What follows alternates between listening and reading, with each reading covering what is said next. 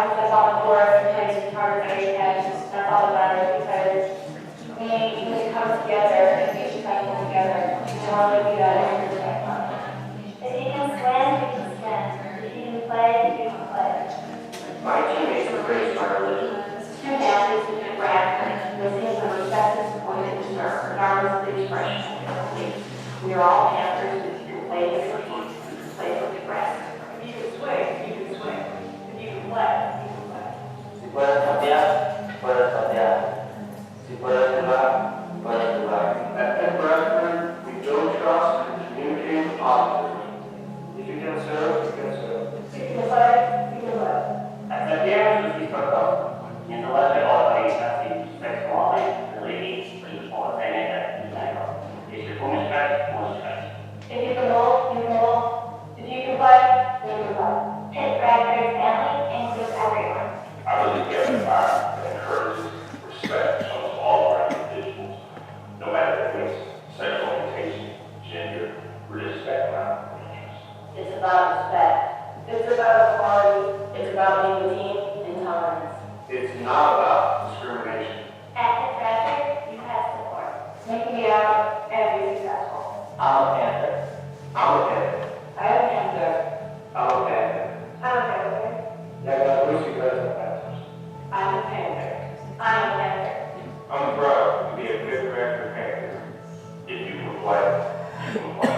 If you like to compete, we want you on our team. Well, bienvenidos.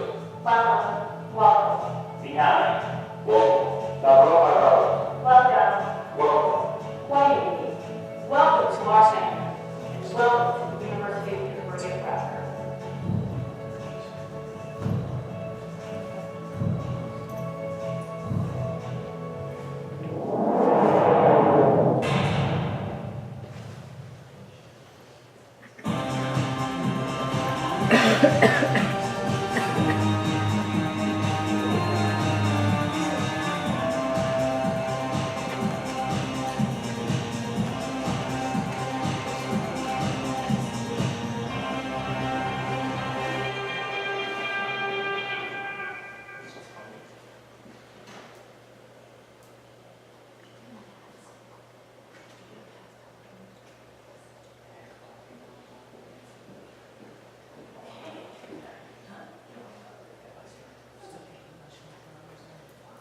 Good afternoon, everyone. I want to welcome you to our Coming Up for Equality convocation today.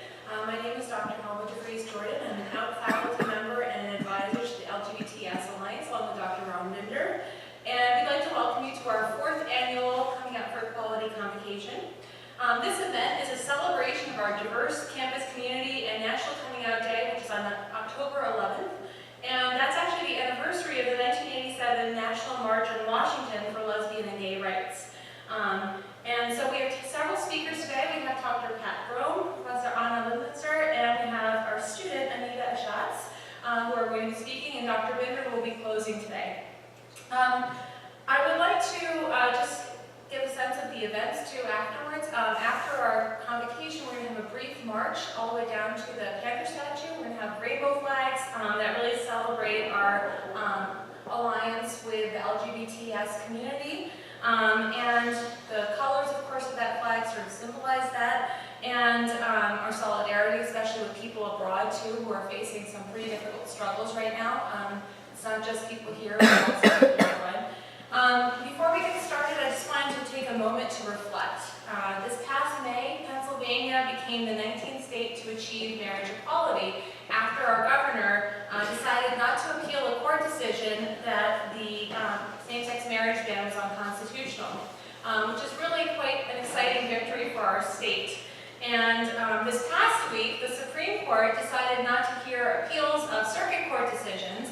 And there was also another circuit court decision basically ruling that a ban on marriage equality, a ban on same-sex marriage was unconstitutional, which effectively pretty soon means that 35 states will have marriage equality.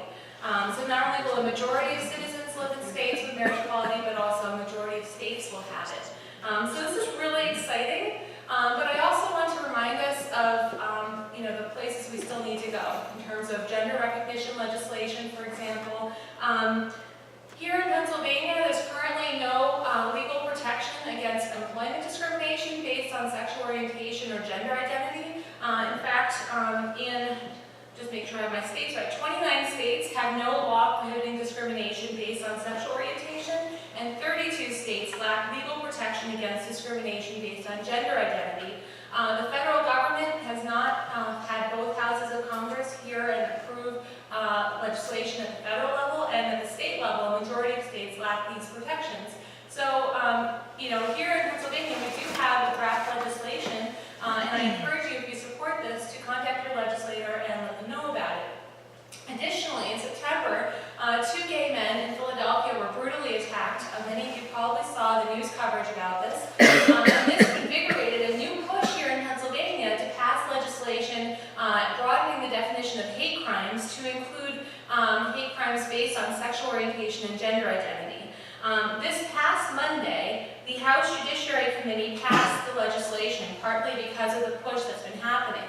And now it moves on to a vote in the full House. So today, all of you are taking an important first step to stand for equality coming here today, but I encourage you to take action. Contact your legislator. Let them know in advance of this vote that this is an issue you care about, and perhaps it'll play an important role in moving forward the push for equality in many other areas that are needed. So I just wanted to mention that as we start. So without further ado, our first speaker is Professor Pat Brome.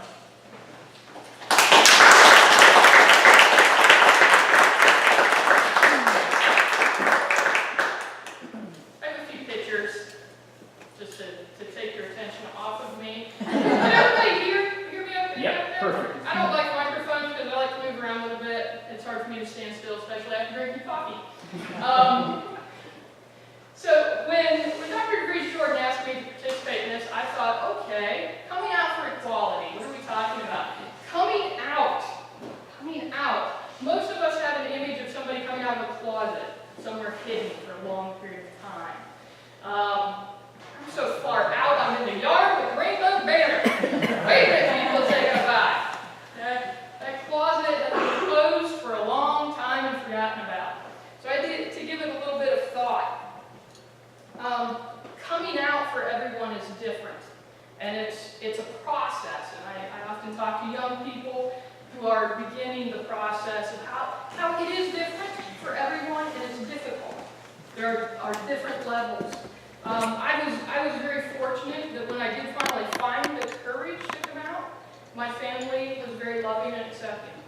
Not everyone gets to experience that.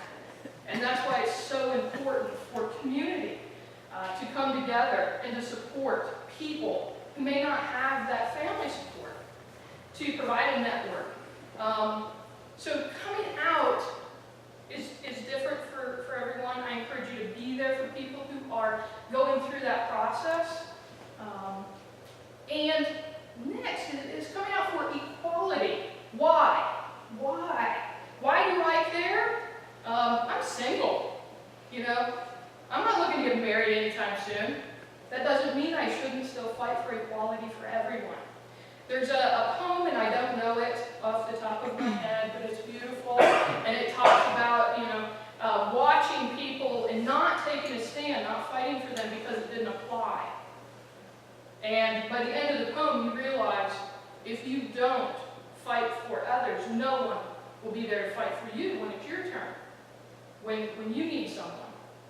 So it's important to me to take a stand, not just for this issue, because it is important to me personally, but for others who it means more to in the moment. I've watched some friends who I've had for years, people who've been together, one couple, 25 years they've been together. And this past summer, they got married legally. It was amazing, beautiful. Another couple, friends of mine, had been together for, I think, 15 years, and they have children. They have 2 children, beautiful little girls. They were finally able to legally get married. It's amazing. The progress we're making, the changes, the impact we're having. It begins with individuals coming together and having a voice, taking a stand. And my students often hear me talk about, you have a voice, take a stand, use your voice, do something, be active, go join a march, which My pictures actually are from the march in DC for equality. A friend and I were able to go and participate in this, and it was an amazing experience. People from all walks of life coming together. Someone asked me outside if they could, if this was okay for them to come to this event because they're not gay, lesbian. I said, yes, please, allies, come. And that's what we had there. We had people from all walks of life, from every background. It wasn't just gays and lesbians looking for marriage equality. It was people supporting everyone in that. It was an emotional experience to be in a crowd that size. Thousands and thousands of people were there that day. And we walked, I think, 3 miles to get to the Capitol building. And just the love that we experienced that day. It was incredible. We had wonderful speakers there, including Lady Gaga. It was kind of cool. Wonderful. Just a wonderful experience. And I felt like I had an impact for me and for others. And so I encourage people, I encourage you, please use your voice, write letters, join a march, even if it's just across campus.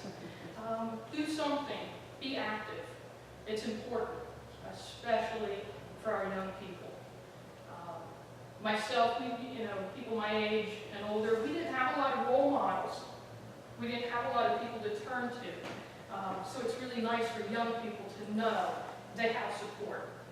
They have us to turn to. And there are others out there to support them. So I encourage that. My personal stories, you don't need to hear a whole lot, but I am an open book if anyone wants to talk to me, wants to hear my stories. You're welcome to ask me. And I openly share my background. Like I said, open book. So please, use your voice, take a stand, and let's support each other in making changes, creating changes. Thank you.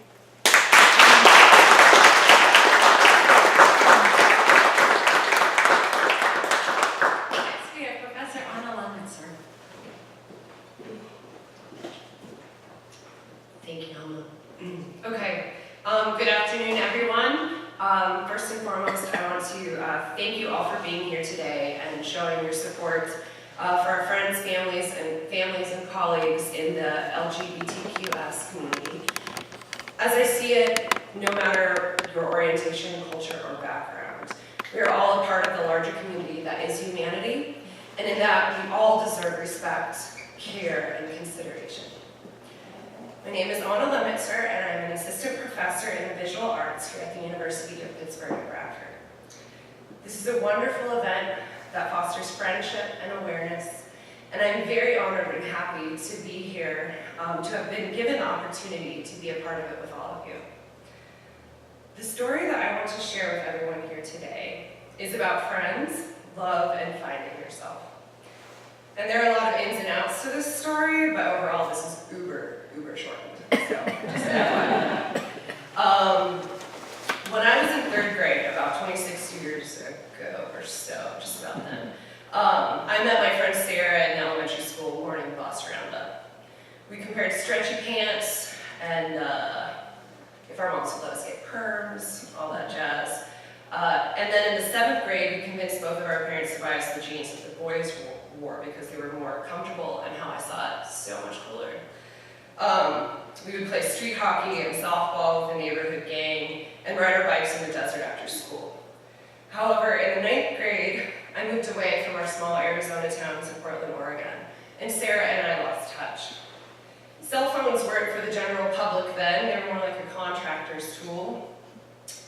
And this is the era that people still wrote letters and used stamps. Calling long distance on your rotary phone cost a lot of money, so we did not keep in touch, unfortunately. However, about 5 years later, when I enrolled at the School of Art at the University of Arizona, Sarah and I randomly met in an astronomy class of about 200 people. Go figure. Arizona could be pretty small. And as if time had not passed at all, grabbing lunch during class, calling each other when we overslept on test days, you know, the usual. When we were broke and jobs were scarce during the summer break, I would come over to the house she shared with her then 6-year boyfriend to watch our favorite soap opera, Guiding Light, and she would coach me through my own varied dating career. One day, and I cannot remember when, after seeing the movie Swordfish with the popular Halle Berry, Sarah decided she wanted a pixie cut like her. So we went to the salon where I held her hand when her long locks were cut off. It was as if she had shed off this conformity. At that time, like, long hair was still really, really in. And let me just tell you, she looked so stunning. It was amazing. In our junior year, she broke it off with her boyfriend, and honestly, though he was a great guy, she was so much happier. So we were really close and shared everything. But one night, while I was driving to Phoenix, Sarah called me on my cell. So yes, cell phones were in then, and yes, you know, there were no laws against using your cell phone in your car at the time. I was really good at it, so I was good. It was a Motorola flip phone, so it was exciting. And she told me she had something to tell me. In that moment of silence, I knew exactly what she was going to say. So I said, "You're gay." And she replied, "How would you know?" And to which I replied, "Sarah, I think I've always known." And teasingly, and I said, "It may have started with her obsession with boy pants in elementary school." And we both laughed hysterically at that. And then she shared with me her story and told me how she decided to come out and when she realized it. And it was quite beautiful. She had really found herself.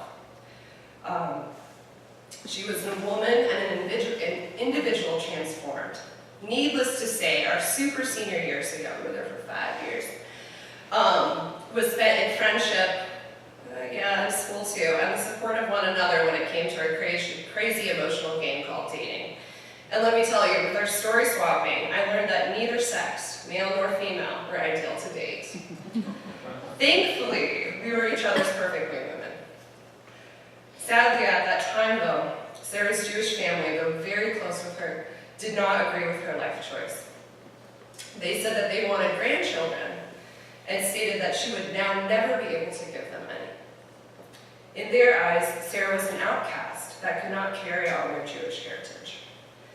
Though their viewpoints did finally change, Sarah went through a tough, and that's an understatement, number of years with her family. She's a tough cookie and keeps a lot inside, but I could tell it ate at my friend. She was no longer the daughter that they looked up to. Sorry for getting a little emotional. I'm an art teacher, so I'm allowed to. And the word disappointment comes to mind. It was a few years before she could visit and feel that they accepted her, not only at face value, but with everything that she is. Almost 6 years ago, Sarah met Christy. And that's another really awesome side story. Like, very, very long, and I'm not going to bother telling it to you. It's really good. Christy is a badass firefighter and mom to a great little man in Florida. Until Christy, I had never truly seen my friend in love. She dated a lot of ladies, and let me tell you, this is the first time Sarah was truly happy. Sarah's family finally recognized this, and they too turned the page. They finally realized that no matter who she loved, she was their daughter, the same woman they had always loved and supported, and this made her who she was. This past spring, I flew out to Florida to celebrate the wedding of my wonderful friend Sarah to her fiance and now wife, Christy. It was probably one of the most emotionally beautiful weddings I have ever been a part of. As Christy is a Native American and Sarah is Jewish, they chose to have a female Native American conduct and intertwine the traditional Jewish ceremony with the traditional Seminole ceremony. It was the first time I've ever cried at a wedding, even though I might cry a little bit here. I've never been a crier at weddings. The brides are amazingly vibrant and lovely. They complement each other so well. Both spoke vows that were personal. They told the story of meeting and promising to not only love and honor one another, but to be there in good times and bad, but to also be one another's rock and ultimately family. Knowing my good friend since we were half-crazed elementary schoolers on bicycles, seeing each other through the randomness of life, and watching her now on the altar with the love of her life made me feel such love and respect for not only being able to commit to another person, but to have that strength to take on the journey to be herself was amazing. The father-daughter and mother-son dances were priceless. The two women were surrounded by overjoyed family and friends who shared their love, respect, and admiration with anecdotes and stories of the two lovebirds. And needless to say, celebration was off the hook. Watching Sarah grow, not only in herself, but in the love that was reflected in her wife and partner, Christy, has been and still is a wonderful thing. This acceptance of self has brought beauty and understanding to me and to others' lives as well. Knowing who you are and having others around you not only recognize that, but support and respect you as a person is necessary. All of my friends are blessings in my life, and I give thanks that Sarah continues to be a part of it. There are so many in the world that share a similar story, that go through many hardships in speaking the truth. Yet it is this truth that we will finally bring freedom, and this freedom should not come at a price. I want to thank all of you again for being here in celebration and support of coming out for equality. Thank you all for listening, even if I talked a little fast. I have that habit of doing it. And letting me share with you the story of my friend Sarah. In addition, on November 7th, we're going to hold an art opening and artist talk in the KOA Gallery. And our visiting artist, Ron Geigel, creates works that deal with gender and identity issues, and I hope he'll be able to share with you his story on that day. So, thank you again.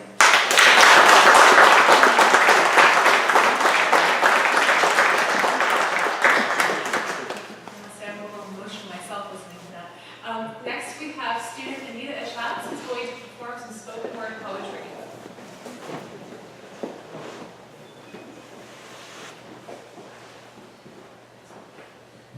Hello. My name is Anita Ashatz. I am an interdisciplinary arts student with concentrations in music and theater. I'm actually from Pittsburgh, Pennsylvania, and before I get started, I want to mention that this spoken word piece was written by an organization I was involved in since my senior year of high school called Dreams of Hope. Now, you're probably wondering, what is Dreams of Hope? Dreams of Hope is actually an LGBT and Allies arts organization based in Pittsburgh, Pennsylvania. They now currently have 4 programs: Theatric, Camp, Speak, and School, all spelled with a Q. So, the theatric group, they create the work themselves with the help of artist mentors.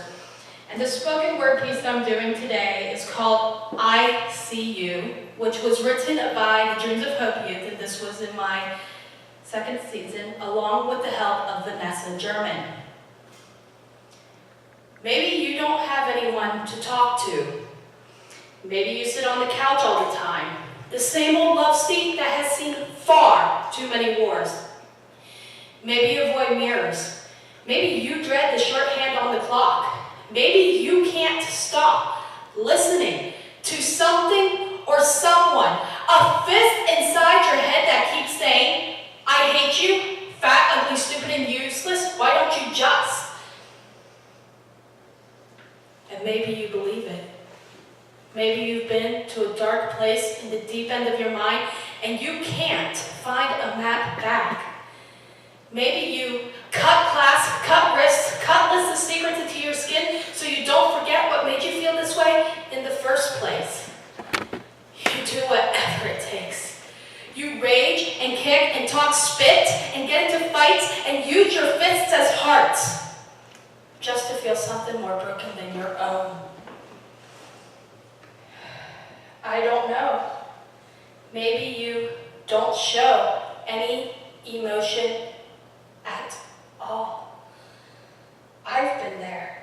I've been there and there and there and there, but now I'm right here with you. You. You love, you strong, you kind, you sweet, you fierce, you true, you listen, you move me. You are all that and then some. You are a rousing clarinet solo on the 50-yard line, halftime, bringing them to tears. Woo! You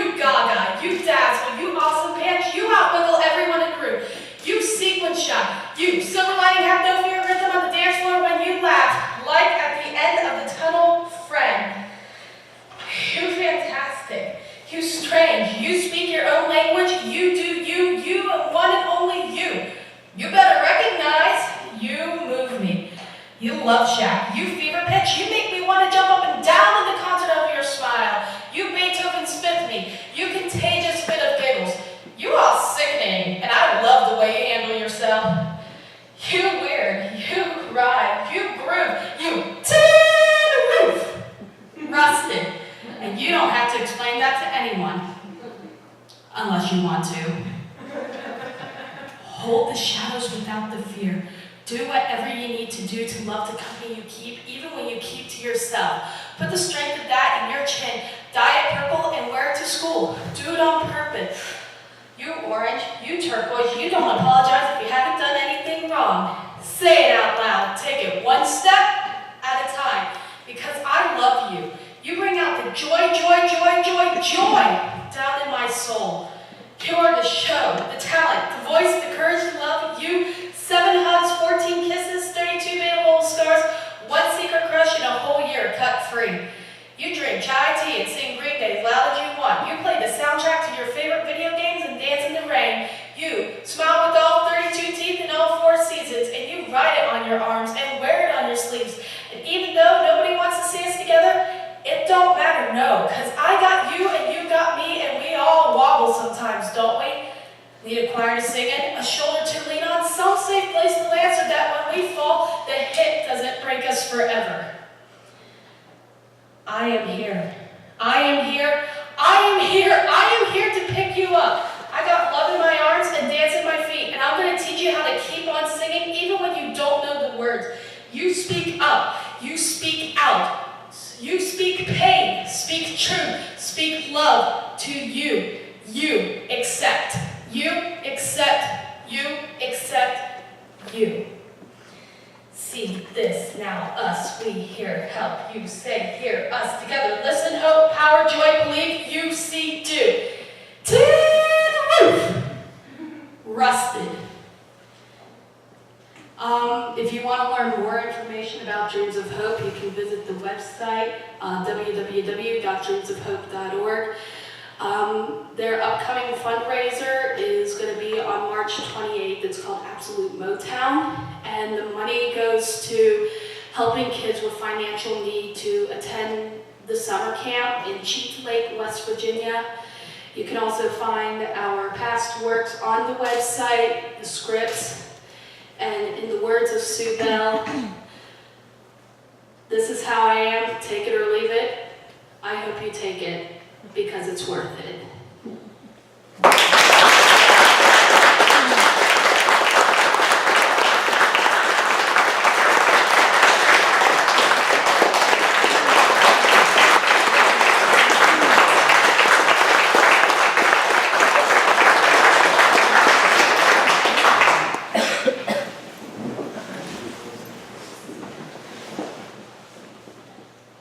That is amazing. Absolutely amazing. Well, thank you everyone for coming out today, especially on such a beautiful fall day. I appreciate you spending some time with us. As I said, the Universal Equalizer in life is time. And time spent with us means a lot to everyone here. Thank you for coming out and spending your precious time, affirming your stance on equality. Let's have a round of applause for our speakers today.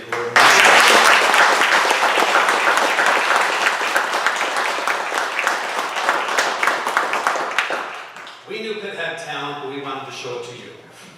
Pitt has talent. Well, first of all, my name is Dr. Ron Binder. I'm the Associate Dean of Students. I'm very fortunate to be a very out administrator on campus. And I count my lucky stars. I work at a university that affirms my beliefs and myself as an individual. And I can't tell you how much that means to us. I'm always into, as one speaker mentioned about being an ally, I always think of 2 things. One is the ability for me, an opportunity that I had to be in Washington also for the march, and to watch a number of people, in fact thousands of people, affirm that people meant something. And I can still remember 4 years coming to this convocation and hearing not only from our vice presidents, but also from our president, that this is an affirming institution. And to me it means a lot. And so we thank you for that. I also think of the Martin Luther King quote that goes back many, many years. It said that during the height of the civil rights engagement, he said he could take the police doing things they shouldn't have done, they could take everyone else doing that, but what he couldn't take was watching people standing around doing nothing. By you being here today, you are doing something, and we appreciate that. Your simple act of wearing ribbons, your simple act of being safe zone signs in your office sends an incredibly affirming signal to all of our students and faculty and staff, whether they say it to you or not, whether they ever come into your office and say something to you, whether they ever have that conversation with you that you're prepared to have, it means a lot. And Good Bradford is a better institution for it. This fall, the LGBTS group, which I'm very privileged to advise along with Dr. DeVries, has a number of events this year. One is coming up, it's going to be October 22nd. We're going to have a little chat. It's open to anybody, including allies, who'd like to chat on coming out stories. So if that's something that's interests you, that's going to be Wednesday, October 22nd. It's going to be 7 o'clock in room 218. There'll be some light refreshments, and there'll be a conversation. Come share if you want to, or just listen. We think you might enjoy that. We have Safe Zone training coming up on November 5th, and that's also going to be at 7 o'clock in 218 Commons. So please encourage friends who would like to become Safe Zone allies in this campus. Again, it means so much to our students. And if you want to affirm that ever, just talk to our students and ask them what that sign means to them when they step on the campus. And it's Certainly. open to students as well. It's open to students. In fact, we really encourage students to be there so they can also display those signs. Finally, we have a movie night on November 19th. We're going to show a movie, and it's a movie about a story of a young man who is out in college but is not out at home, and who goes home for Christmas and has a surprise visitor with him that comes there, and he has to explain that to his family, which is a rather interesting thing to happen. If you're interested in being part of LGBT meetings, they're Wednesday nights at 8:30. They're in room 105 in Swartz. We would welcome anybody to come to those. We think they're great to have. Thank you again for coming today. Our schedule for the rest is going to do this. We are going to go outside and take a picture there, and Alan has so graciously agreed to be here and take a picture with the Panther, and then we're going to march over to the other Panther statue, and we'll take a picture there, and that's a picture that we hope to put on our Facebook, the University Facebook, and certainly all of you are welcome to that also, and also our Twitter accounts to again show our affirmation that this is a campus where everybody means something and we are equal. So on behalf of everybody here, the planning committee, to the students and everything, thank you for coming out today. We appreciate your being here and your stance for equality. Thank you.